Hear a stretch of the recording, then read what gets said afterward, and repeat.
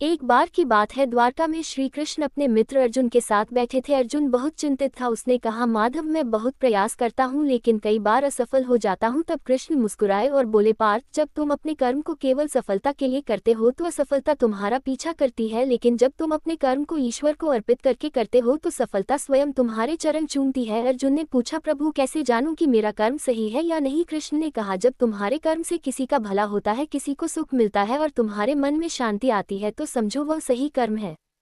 कृष्ण ने अर्जुन को एक फूल दिखाया और बोले, देखो, यह फूल किसी से कुछ नहीं मांगता, बस अपनी खुशबू फैलाता है। वैसे ही जीवन में फल की इच्छा मत रखो, केवल अपना श्रेष्ठ दो। अर्जुन ने कहा, प्रभु, यदि सब कुछ ईश्वर पर छोड़ दूं तो क्या मैं कुछ न करूं? कृष्ण ने मुस्कुराते हुए कहा, नहीं पार्थ, कर्म करना तुम्हारा धर्म है, परिणाम मेरा कार्य है। जब तुम अपना कर्तव्य पूरी निष्ठा से करते हो तो मैं स्वयं तुम्हारे साथ चलता हूँ।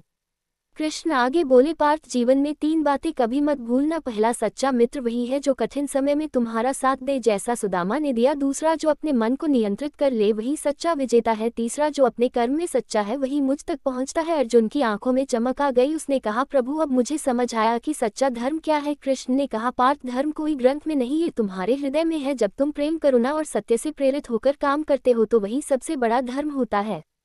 फिर कृष्ण ने अर्जुन से कहा, मुस्कुराना कभी मत भूलना, क्योंकि मुस्कुराना मन को शांत करता है और जब मन शांत होता है तो बुद्धि सही निर्णय लेती है। अर्जुन ने नतमस्तक होकर कहा, प्रभु, आज आपने मेरे जीवन का अंधकार मिटा दिया। कृष्ण ने कहा, याद रखो पार्थ, जो अपने मन को जीत लेता है वही संसार को जीत सकता है।